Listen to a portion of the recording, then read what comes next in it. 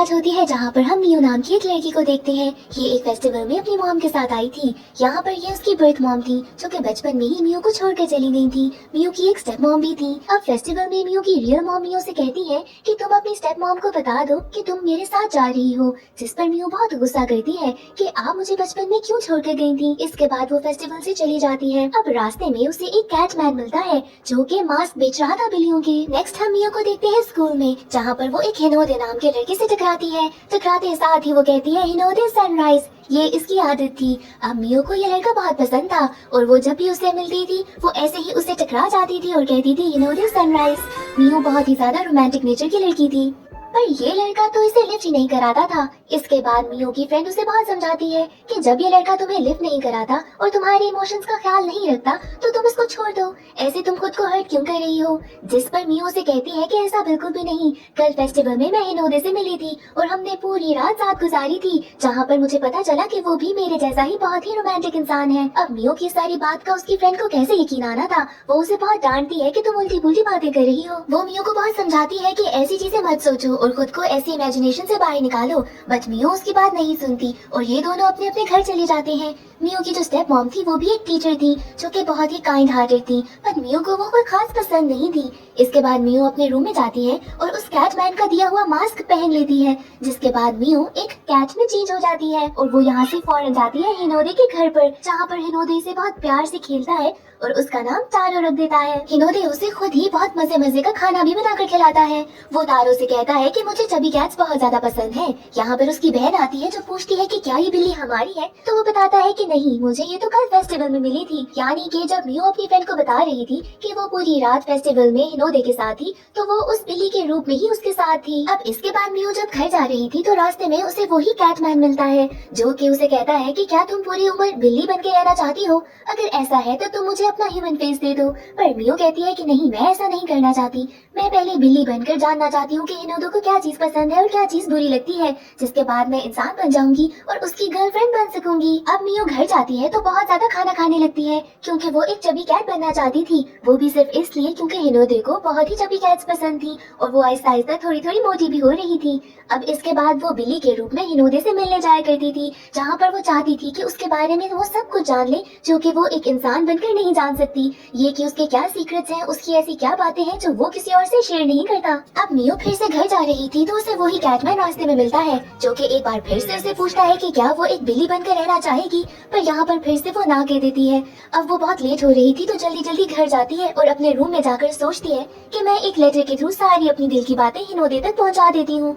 वो एक बहुत ही डिटेल्ड इमोशनल सा लेटर लिखती है और सोचती है कि कल स्कूल जाकर मैं हिनोदे को दे दूंगी। अब जब वो स्कूल पहुंचती है और वो लेटर हिनोदे को देने लगती है तो क्लास के कुछ बहुत शरारती लड़के वो लेटर उससे छीन लेते हैं। अब ये कितनी एम्बैरेसिंग बात होगी, जिसके बाद ये सारा वो लेटर सबके सामने पढ़ने लगते हैं। इसके बाद सब उस पे बहुत ज्यादा हंसते हैं और हिनोदे से भी पूछते हैं कि क्या तुम्हें मियो पसंद है, और वो तो साफ साफ इनकार कर देता है, बल्कि ये भी कहता है कि मियो ने अपने साथ साथ मुझे भी इतना एम्बैरस करवाया है। जिसके बाद मियो बहुत ज्यादा रोती है और घर चली जाती है। वहाँ पर वो सोचती है कि काश मैं बिल्ली ही होती, अगर मुझे ऐसे इंसानी रूप में नहीं मिल रहा हिनोदे तो मैं बिल्ली बनकर उसके पास रह लेती हूँ। जिसके बाद वो फिर से मास्क पहनकर बिल्ली में चेंज होती है और हिनोदे के पास चली जाती है। वहाँ पर हिनोदे को भी फील होता है कि तारो और मियो की एक जैसी फ्रेग्रेंस है। अब ये दोनों खेलते रहते हैं और रात को ऐसे ही साथ सो जाते हैं। सुबह को जब मियो उठती है तो वो कैटमैन उसके सामने फिर से आता है और उसे कहता है कि क्या तुम अब भी बिल्ली नहीं बनना चाहती। अब यहाँ पर तो मियो के दिल में एक ही ख्याल था और वो फौरन अपना ह्यूमन मास्क उतार के उस कैटमैन को दे देती है, जिसके बाद वो अब बिल्ली बन के रहना चाहती थी। अब यहाँ पर हर कोई परेशान हो रहा था क्योंकि मियो काफी दिनों तक घर नहीं आई थी। उसके पेरेंट्स भी हर जगह पर उसको ढूंढ रहे थे, यहाँ तक कि स्कूल में हिनोदे को जब पता चला कि मियो मिल नहीं रही तो वो भी परेशान हो गया था। उसके दोस्त, पेरेंट्स, हिनोदे हर कोई मिलकर मियो को ढूंढ रहा था और यहाँ पर मियो तो तारो के रूप में ये सब बहुत एंजॉय कर रही थी। अब हिनोदे तारो को लेकर मियो को ढूंढने लगता है। तारो ये सब बहुत एंजॉय करती है।